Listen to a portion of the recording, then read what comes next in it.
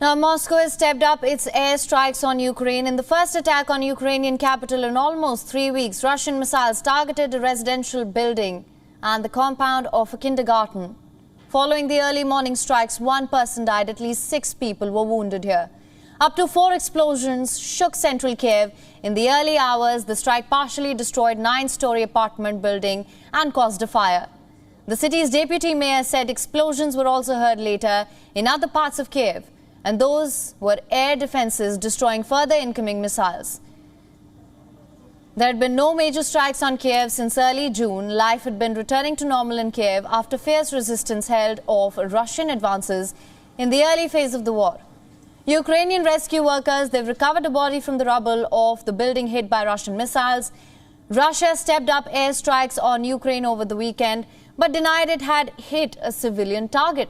Moscow, however, said that its forces had struck the atom weapons factory in the neighborhood. Earlier, it announced strikes against 3 military centers as well in northern and western Ukraine.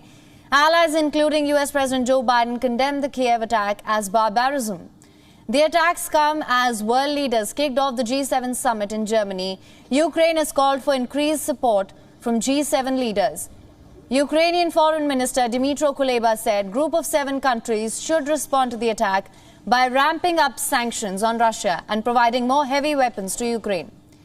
The G7 summit will be followed by a meeting of NATO leaders in Spain. Ukrainian President Zelensky will address both G7 and the NATO summit.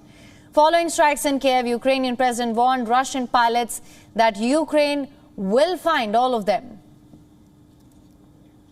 Во-первых, все летчики, диспетчеры, техники и другие люди, которые обеспечивают запуск ракет по Украине, должны понимать, мы всех вас найдем. Каждый из вас будет отвечать за эти удары. И если кто-то думает, что уйдет от ответственности, сказав, что такой был приказ, вы ошибаетесь.